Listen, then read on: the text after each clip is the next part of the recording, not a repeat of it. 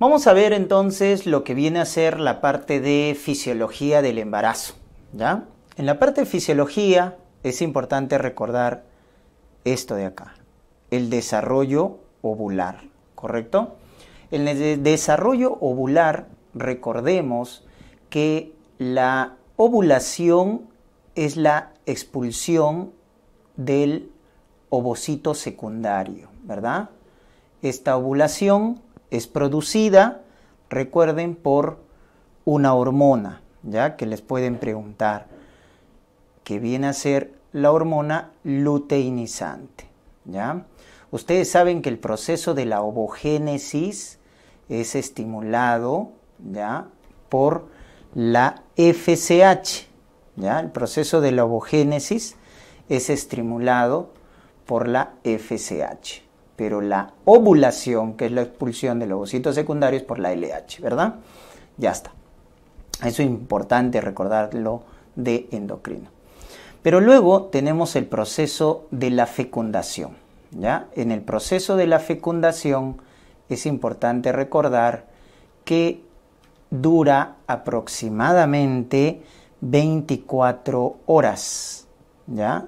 ¿Y dónde se produce? En el tercio externo de la trompa de falopio, ¿ya? En el tercio externo de la trompa de falopio, también llamado ampolla, recuerden, ¿ya? También llamado ampolla o tercio externo de la trompa. Y lo más importante en la fecundación es recordar los tres procesos, ¿ya? El primer proceso, recuerden, es cuando atraviesa la corona radiada. Estas células de tipo granulosa es lo primero que atraviesan los espermatozoides. El segundo proceso es cuando atraviesan la capa más interna, que se llama la zona pelúcida. Y ahí es importante que recuerden que hay dos reacciones. La reacción acrosomal, recuerden, reacción acrosomal, y la reacción de zona, o reacción cortical también llamada, ¿ya? ¿Y en qué consisten esas dos reacciones? La reacción acrosomal es la liberación de enzimas hidrolíticas para atravesar la zona pelúcida. La acrosina, recuerden, ¿ya?, sirve para que se pueda atravesar la zona pelúcida. El espermatozoide libera enzimas hidrolíticas. Eso se llama la reacción acrosomal. Y la reacción de zona evita, recuerden, la polispermia. Evita la polispermia, ¿ya? La reacción, en este caso, de zona o reacción cortical, ¿ya? Y el tercer paso viene a ser la fusión de núcleos, lo que se conoce con el nombre de singamia, ¿ya? La singamia es la fusión de pronúcleos para formar el huevo o cigoto, el huevo cigoto. Entonces tenemos esas tres fases en la fecundación, ¿ya? Muy bien. Luego tenemos el proceso de la implantación. En el proceso de la implantación es importante que recuerden que se produce, ¿no?, ¿en qué estadio? En el estadio de blastocisto. Entonces recuerden que se formó el huevo cigoto. Este huevo cigoto forma luego el mórula y luego blástula o blastocisto. Y en ese estadio de blastocisto es donde se implanta, más o menos al sexto o séptimo día post-fecundación. A los 6-7 días post-fecundación se implanta, ¿no?, en el fondo uterino del útero, ¿ya?, en el fondo uterino, en este endometrio secretor que toma el nombre de decidua. Recuerden, decidua, que viene a ser el endometrio secretor, ¿ya? El endometrio secretor. Entonces ahí se implanta al sexto, séptimo día post-fecundación, ¿ya? Esto es muy importante porque producto de esta implantación se forma una estructura llamada sincitio trofoblasto. Sincitio trofoblasto. Y ese sincitio trofoblasto secreta la hormona que hace diagnóstico precoz del embarazo, que es la beta-HCG, ¿ya? Que es la beta-HCG. Cambios fisiológicos en el embarazo, muy importante, ¿ya? acordémonos de los cambios genitales, ¿no? Por ejemplo, les dicen la coloración violácea de las paredes vaginales. Eso se llama Chadwick, coloración violácea de las paredes vaginales.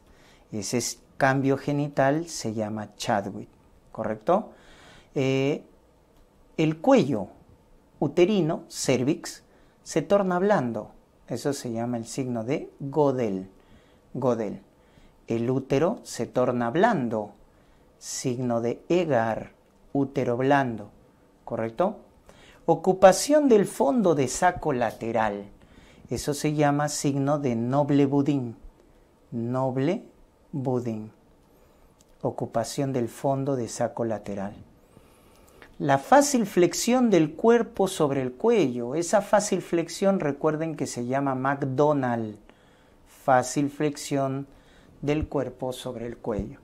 Y también recuerden que producto del cambio hormonal hay una leucorrea que es fisiológica, ¿no?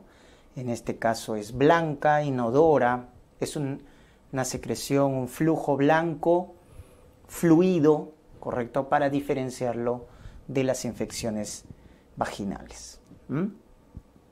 Un cambio importante es el agrandamiento del útero en el embarazo, que básicamente lo hace por hipertrofia, ¿verdad? Por hipertrofia.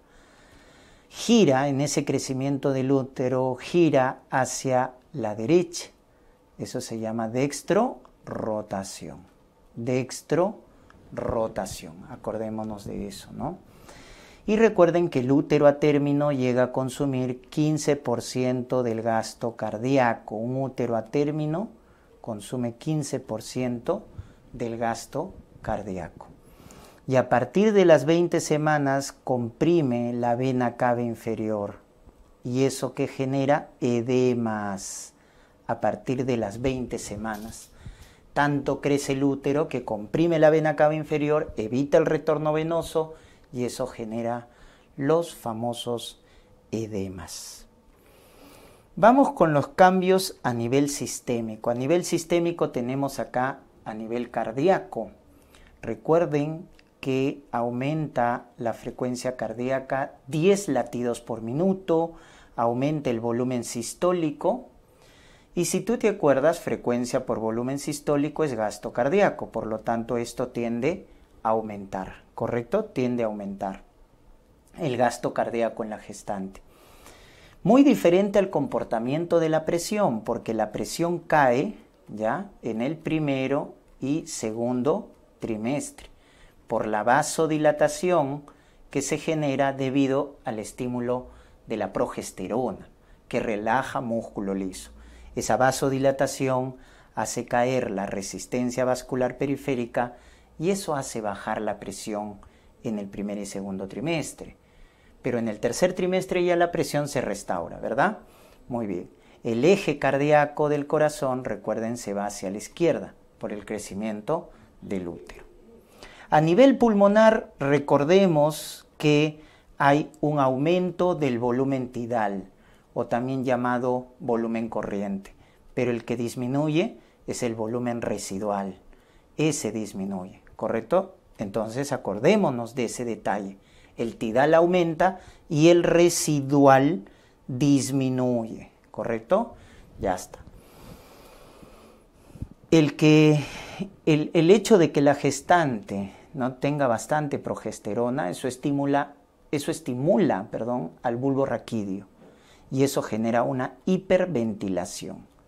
Y esa hiperventilación, recuerden que va a generar, ¿no es cierto?, caída de la presión arterial de CO2 y eso de forma reactiva aumenta el pH. Por lo tanto, eso se va a conocer con el nombre de alcalosis respiratoria. Alcalosis respiratoria, ¿ya? Y eso es lo que presenta la gestante por la hiperventilación. Luego debemos recordar los cambios también a nivel hematológico. A nivel hematológico, recuerden que aumenta el volumen plasmático hasta un 45%. Y también aumentan los glóbulos rojos, o sea, el volumen eritrocitario, hasta 33%. ¿Ya, doctores? Pero como se dan cuenta, el plasma aumenta más que los glóbulos rojos. Por lo tanto, hay una hemodilución en el embarazo. Hemodilución, ¿correcto? Porque aumenta más el plasma que los glóbulos rojos. Hay una leucocitosis, ¿ya? Leucocitosis. Hasta 15.000 leucocitos puede ser normal en el embarazo. Con neutrofilia, o sea, con aumento de neutrófilos, con linfopenia, pero lo que no hay es desviación izquierda. No hay desviación izquierda. Eso deben acordarse, ¿correcto? Y otro cambio importante es que a nivel de la hemostasia aumentan los factores de coagulación. Ese aumento de factores de coagulación, sobre todo el fibrinógeno, hace que el embarazo sea un estado protrombótico. La gestante tiene más riesgo de trombosis por el aumento de los factores de coagulación. Vamos a nivel urinario. El riñón aumenta de tamaño hasta 1 centímetro, ¿correcto? Aumenta el flujo sanguíneo renal y por lo tanto aumenta la tasa de filtración glomerular. Eso, por el aumento del gasto cardíaco, le llega más sangre al riñón, aumenta su flujo y aumenta su tasa de filtración. Y esa hiperfiltración hace que a nivel sérico disminuya los productos nitrogenados. Por lo tanto, como el riñón limpia más, depura más, disminuye la urea, la creatinina, el ácido úrico, disminuyen a nivel sérico por el aumento de la tasa de filtración glomerular. Eso deben recordarse, ¿correcto? Muy bien. A nivel renal también se excreta por la orina más bicarbonato, ¿ya? Y eso es lo que compensa a esta alcalosis respiratoria. Cuando te pregunten cómo se compensa esa alcalosis respiratoria, con la excreción de bicarbonato en la orina. Hay más éstasis urinaria, ¿correcto? Porque el uréter está dilatado, la pelvis está dilatada, porque el músculo liso está relajado en la vía urinaria, ¿ya? Hay más reflujo vesicoureteral. Todo ello predispone a mayor riesgo de infección urinaria en la gestante. Muy bien. A nivel digestivo, recuerden que hay una hipotonía del esfínter esofágico inferior, porque la progesterona lo relaja. Eso hace que haya más náuseas, más vómitos, más pirosis, ¿correcto? Por la hipotonía. Disminuye el peristaltismo y eso hace que haya estreñimiento, haya constipación por la disminución del peristaltismo, ¿no? El vaciamiento gástrico se vuelve más lento, definitivamente. El vaciamiento gástrico se vuelve más lento, ¿correcto? Ya está. Todos esos cambios se producen a nivel digestivo. Hay una tonía de la vesícula biliar. Por eso es que el embarazo predispone a la formación de cálculos. Y en el perfil hepático, recordar que la fosfatasa alcalina puede hasta duplicar su valor. Las proteínas plasmáticas como la albúmina disminuyen, pero las que sí se mantienen constante, recuerden, son las transaminasas, la bilirrubina, el tiempo de protrombina. Eso se mantiene constante, ¿correcto? Muy bien. Eso recordar en el perfil hepático. Vamos rápidamente con las hormonas. Empecemos con la beta-HCG. Esta hormona, recuerden, ¿ya? Se produce por el sincitio trofoblasto. Duplica su valor cada 48 horas, de tal manera que a las 10 semanas alcanza su pico máximo. A las 10 semanas. Y la función que tiene es mantener al cuerpo lúteo funcional. Eso se llama función luteotrófica, porque mantiene al cuerpo lúteo funcional para que produzca progesterona en las primeras semanas. Recuerden, se puede dosar a los 6-7 días posfecundación o a los 8-9 días posovulación o a la tercera semana de amenorrea en sangre o a la quinta semana en orina, ¿correcto? Esos son los puntos en los que se puede dosar la beta-HCG, porque la beta-HCG hace diagnóstico precoz del embarazo. Lo vamos a poner por acá, mira. Beta-HCG hace diagnóstico precoz del embarazo. Cuando hablamos de la progesterona, rápidamente debe llegar a tu mente que es la hormona más importante del embarazo, por 3 razones. La primera es porque forma la decidua, que es el endometrio secretor, para que se implante el blastocisto. La segunda, que baja la inmunidad celular. La inmunidad celular. Por lo tanto, es responsable de la tolerancia inmunológica. Y la tercera, que relaja el músculo liso del útero para su agrandamiento y desarrollo. Es el tocolítico endógeno. Recuerda que la progesterona relaja músculo liso y por eso mantiene los cambios fisiológicos. Por esas 3 razones decimos que la progesterona es la hormona más importante del embarazo. Luego tenemos al lactógeno placentario. Esta hormona lo que promueve es el paso de glucosa de la sangre materna a la sangre fetal. Entonces, la glucosa pasa de la sangre materna a la sangre fetal. Eso es lo que promueve el lactógeno placentario. Para ello, entonces, induce una insulinoresistencia en la madre. ¿Para qué? Para que la glucosa se quede en la sangre materna. Tú sabes que la insulina lo que hace es meter la glucosa dentro de la célula.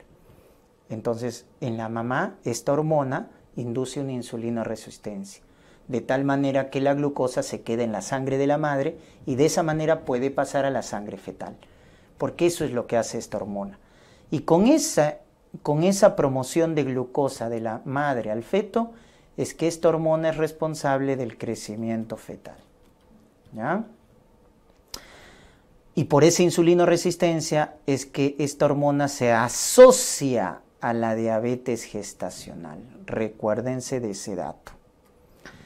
Y luego tenemos las hormonas. El estrógeno más importante del embarazo es el estriol, que es el que aumenta más. Y el que disminuye es el estradiol, que es el estrógeno más potente. Entonces el más potente baja en el embarazo y el estriol aumenta en el embarazo. Por eso el embarazo es un reposo estrogénico, ¿no? Y la prolactina, recordemos que es la hormona que más forma la hipófisis en el embarazo. Es lo que más produce, ¿ya? Y hay un estado de hiperprolactinemia en todo el embarazo, ¿no? Para prepararse para la lactancia. Muy bien.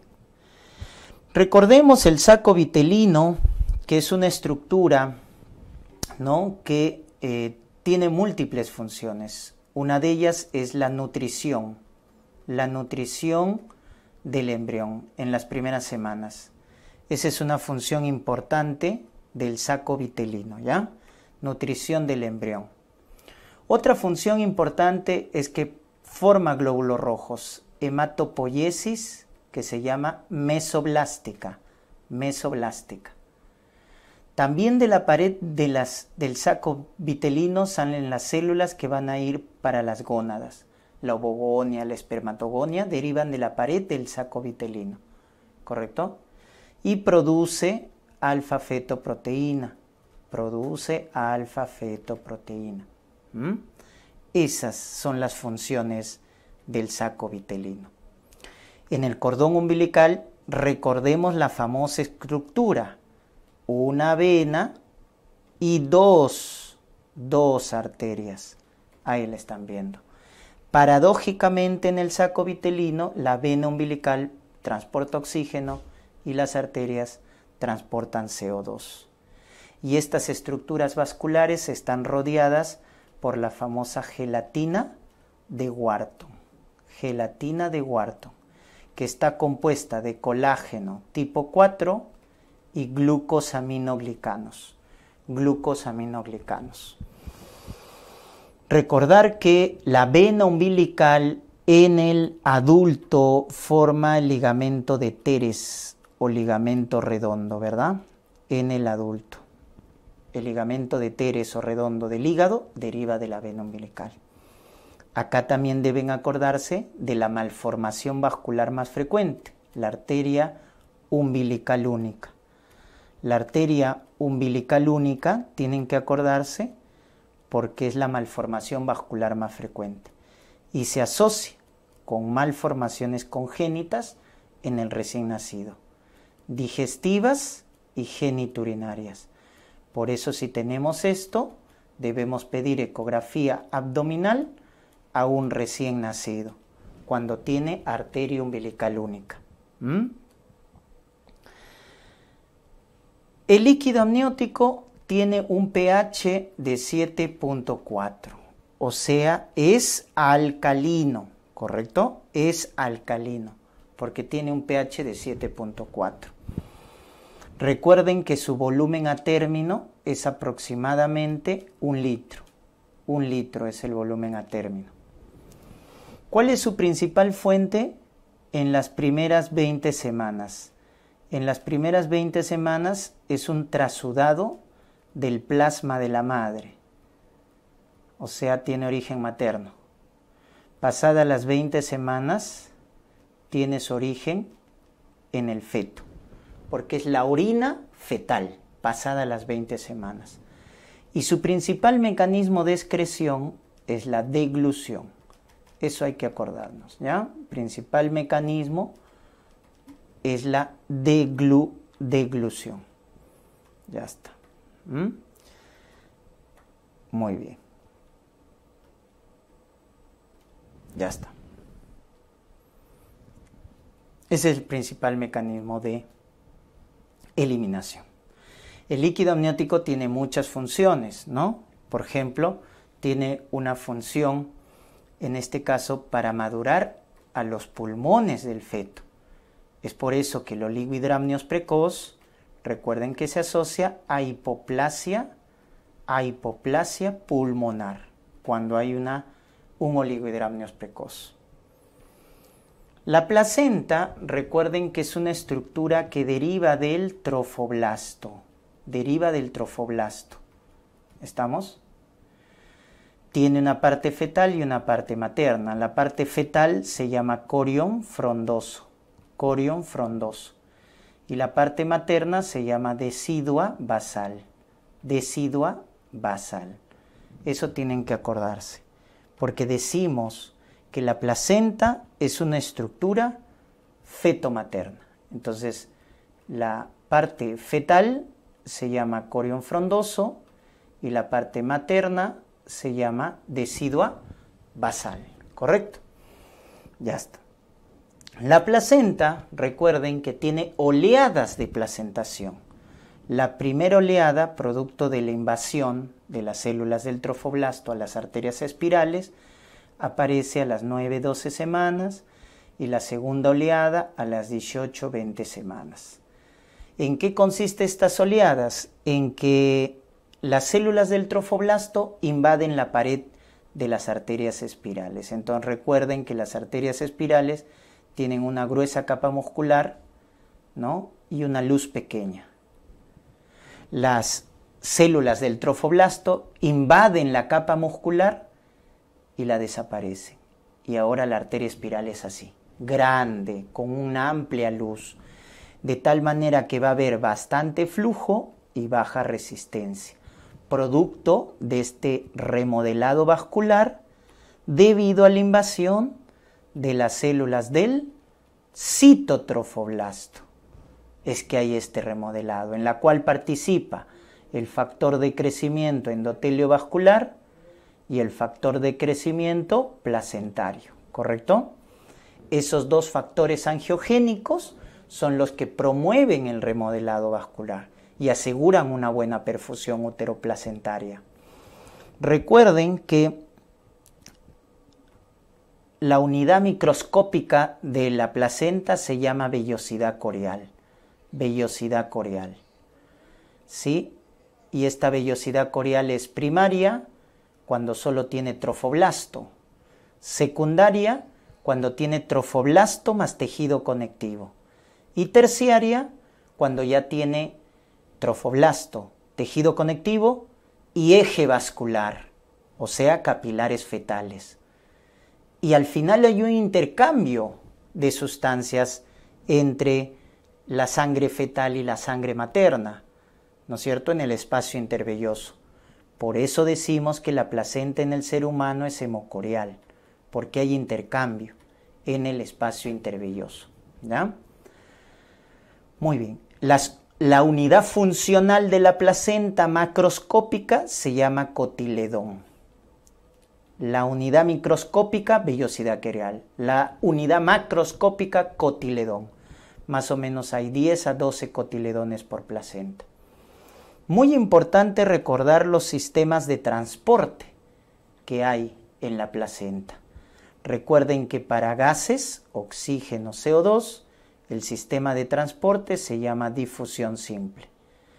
Para glucosa, como utiliza transportadores llamados GLUTs, carriers, entonces ahí utilizamos el mecanismo conocido con el nombre de difusión facilitada, ¿verdad? Para aminoácidos, para cationes, para vitaminas, utilizamos gasto de energía, transporte activo. Y para esta macromolécula, que es la única inmunoglobulina que atraviesa la placenta, que es la IgG, G de gestante, utilizamos pinocitosis.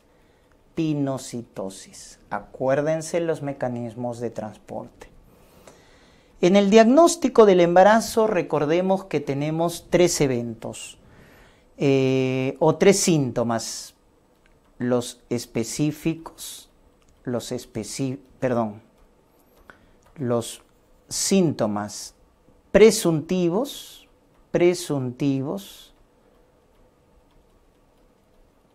los síntomas probables y los síntomas de certeza o los que confirman el embarazo. Así tenemos dividido presuntivos, probables y de certeza. En los presuntivos, ¿qué vamos a tener? Todos los síntomas inespecíficos, náuseas, vómitos, la poliacuria que puede haber en el embarazo, la somnolencia que puede haber en la gestante, la irritabilidad. Todo lo inespecífico va en los presuntivos. Y también los cambios a nivel de la piel, línea bruna, cloasma y también en la glándula mamaria, mastodinia, tensión mamaria, etc. Todo lo que sea piel y glándula mamaria es presuntivo. Dentro del probable, lo que vamos a tener es la amenorrea. Amenorrea secundaria. El test de embarazo positivo también es probable. Es diagnóstico precoz, pero es probable, ¿correcto? Los cambios genitales, Chadwick, Codell, Egar, son probables. Los cambios genitales, el agrandamiento uterino es también probable. Las contracciones falsas, llamadas de Braxton y Hicks, también son probables. Peloteo también es probable. Y la percepción de los movimientos fetales por parte de la madre. Recuerden que los movimientos fetales se perciben por la madre a partir de las 20 semanas en la multípara, 22 semanas en la nulípara. O sea, a partir de la segunda mitad la madre percibe los movimientos. Ese agrandamiento uterino que deben conocerlo, a las 8 o 9 semanas alcanza el borde superior de la sínfisis púbica. Alcanza el borde superior de la sínfisis púbica. A las 8 o 9 semanas alcanza el borde superior. ¿Ya? Muy bien. De la sínfisis púbica. Ya está. A las 12 semanas se vuelve extrapélvico, o sea, está por encima de la sínfisis. Extrapélvico. Lo palpas en el abdomen. A las 20 semanas alcanza el ombligo. Alcanza el ombligo. Y a las 36 semanas alcanza lo que viene a ser el reborde costal. El reborde costal. Entonces miren el agrandamiento uterino, ¿no? Que hemos dicho que sobre todo es por hipertrofia. Más o menos entre las 20 y 34 semanas hay una gran correlación entre la altura uterina y la edad gestacional. Gran correlación. Vamos con los de certeza, los que confirman. ¿Quién confirma el embarazo? La ecografía. Porque a la 4ª semana podemos ver saco gestacional, a la 5ª semana vemos la longitud craneocaudal, o sea, el embrioncito, y recuerden que este parámetro es el mejor para calcular la edad gestacional, y a la 6ª semana, latidos cardíacos, actividad cardíaca. Todo esto confirma embarazo. Beta-HCG, diagnóstico precoz, pero ecografía confirma el embarazo. Vamos con la parte de nutrición. En la parte de nutrición es importante, ¿no?, recordar que el folato previene la incidencia de los defectos de tubo neural, baja la incidencia de los defectos de tubo neural, espina bífida, meningocele, mielomeningocele. Muy importante, ¿correcto? ¿Cuánto se da o en qué momento se da folato? Se da pregestacional, idealmente 3 meses antes del embarazo y durante el primer trimestre. A las gestantes de bajo riesgo, recuerden, 0.4 miligramos, que es lo mismo que 400 microgramos. Y a las de alto riesgo, la que ya tienen antecedente de un hijo con defecto de tubo neural, 4 miligramos. Acuérdense de ese detalle. El hierro previene la anemia más frecuente a nivel mundial, la anemia ferropénica. Se debe dar a partir de las 14 semanas, con suplementos de sulfato ferroso, ¿verdad? ¿Cuánto damos de hierro elemental en gestantes de bajo riesgo? 60 miligramos al día. Alto riesgo, el doble, 120 miligramos. ¿Qué es de alto riesgo? Aquella que no ha tenido control y viene en el último trimestre a controlarse o cerca al parto. Recuerden que esto es de hierro elemental, porque si les dicen cuánto damos de sulfato, una tableta de sulfato ferroso de 300 miligramos nos proporciona 60 de hierro elemental, y si es alto riesgo tenemos que darle 2 tabletas para prevenir. Y calcio, recuerden que se da a partir de las 20 semanas, porque la gestante tiene bastante consumo de calcio. El suplemento es con carbonato de calcio, ¿ya?, que debe proporcionar 1 gramo de calcio elemental al día. 1 gramo de calcio elemental al día, que es lo que requiere la gestante. Muy bien. Vamos con las calorías. ¿Cuántas calorías debe consumir una gestante? Debe aumentar 300 kilocalorías al día. Es lo que debe aumentar de su basal, sobre todo en el 2º y 3er trimestre, ¿ya? Entonces, de su basal debe aumentar 300 kilocalorías por día. Muy importante la ganancia ponderal. Si el índice de masa corporal, es de 18 a 25, que es lo normal, Entonces la ganancia de peso debe ser de 11.5 a 16 kilos. De 11 a 16. Promedio 12 kilos durante todo el embarazo. Durante todo el embarazo. Recuerden que esta ganancia es por el ponderado fetal, pero sobre todo también por el aumento de la volemia. Es lo que principalmente hace ganar peso a la gestante. Si tiene obesidad, ojo, si tiene un índice más de 30, la ganancia debe ser de 5 a 9 kilos. Promedio, 7 kilos durante todo el embarazo. Eso hay que tenerlo en cuenta, porque si tiene entonces obesidad, debe ganar menos peso. Porque la obesidad, doctores, se genera complicaciones.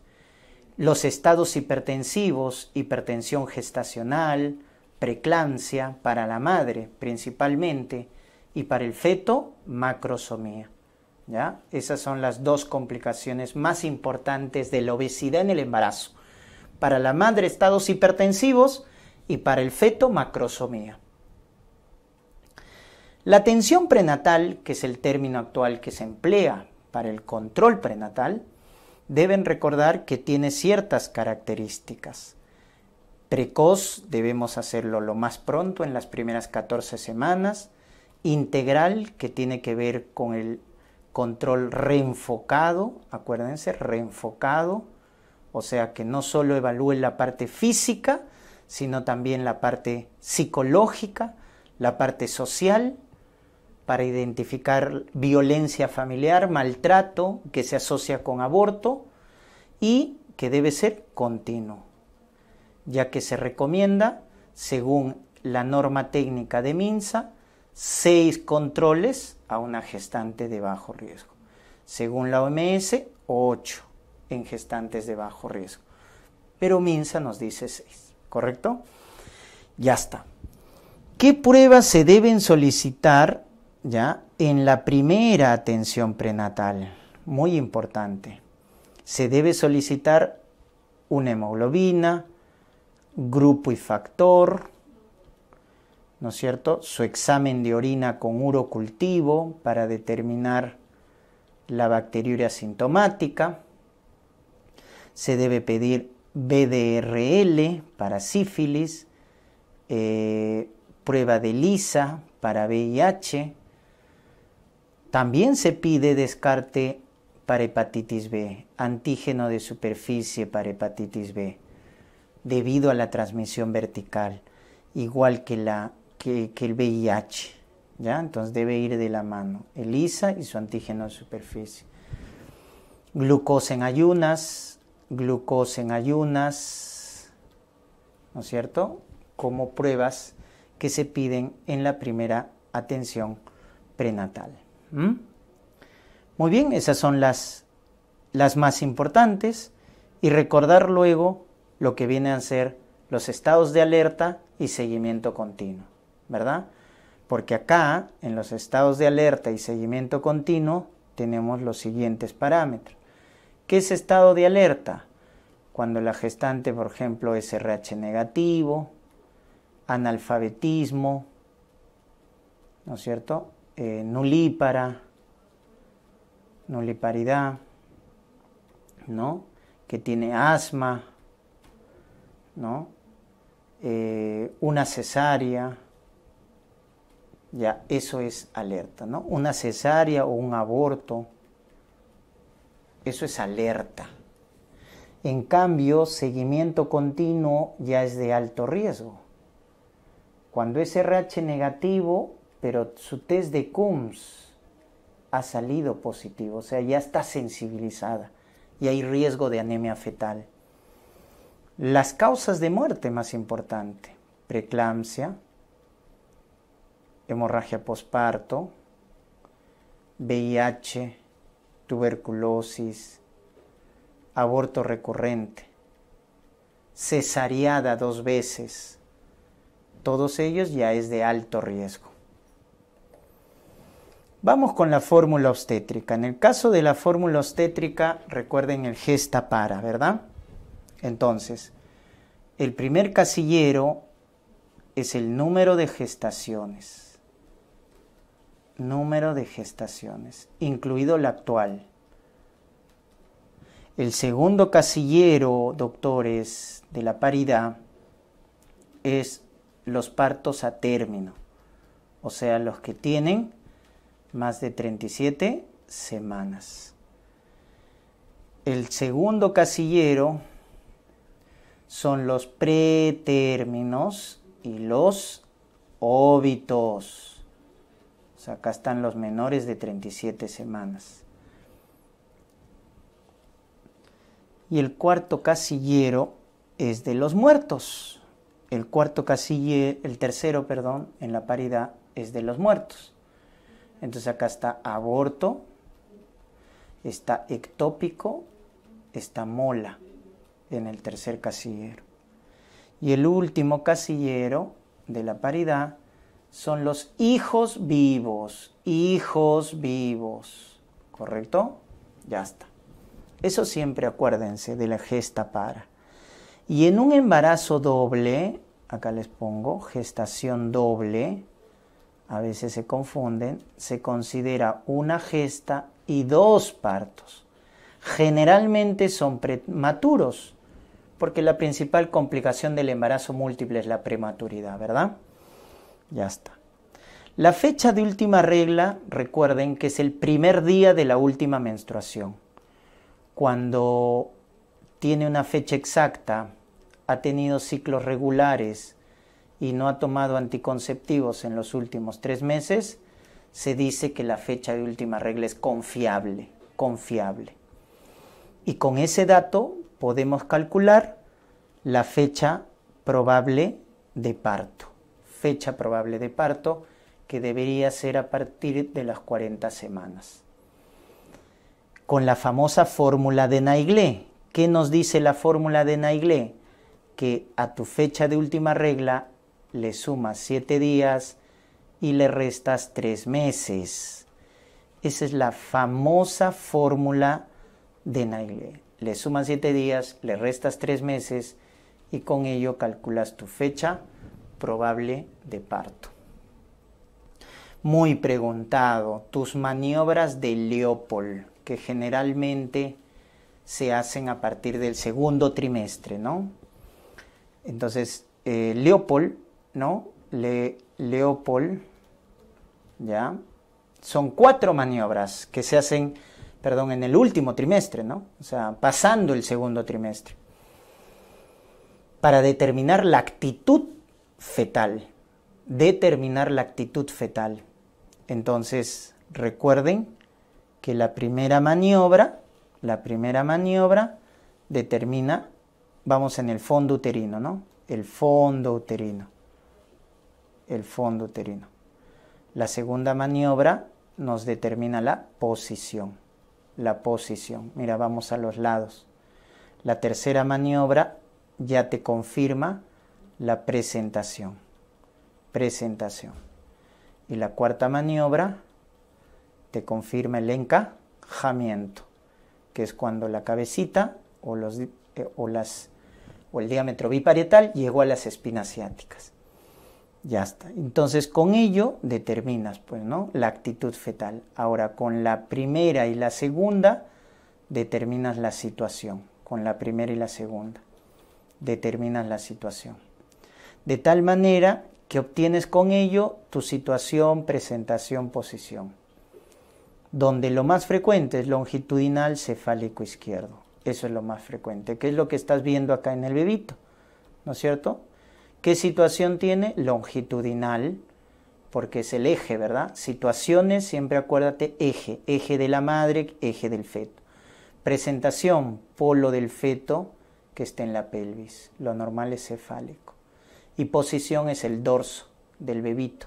La espaldita, ¿dónde está yendo? Lado izquierdo. Este es el SPP más frecuente, ¿no? Entonces, con las maniobras de Leopold determinamos la actitud fetal. ¿Qué es la actitud fetal? La relación de las partes fetales que tiene. Lo normal es siempre flexión, ¿no? Flexión. Y también recordar la variedad de posición. Cuando el feto está cefálico, también llamado de vértex, recuerden que su punto de referencia se llama occipucio, también llamado fontanela menor, fontanela posterior o fontanela lambdoidea. Tiene esos nombres. Y acá podemos ver el punto de referencia característico, el más frecuente, occipito ilíaco izquierdo anterior. Occipito ilíaco izquierdo anterior. Es el punto de referencia más frecuente, ¿no? Entonces mi punto guía es el occipucio. Si estuviera podálico, mi punto guía sería sacro, ¿ya? Mi punto de referencia. Si estuviera de cara, mi punto de referencia es brecma, mentón, si es cara. Si es cara es mentón, acuérdense las deflexiones. Si es frente es nariz, mi punto de referencia. Y si es incipucio, mi punto de referencia es brecma o fontanela anterior. Entonces miren cómo cambia el punto de referencia de acuerdo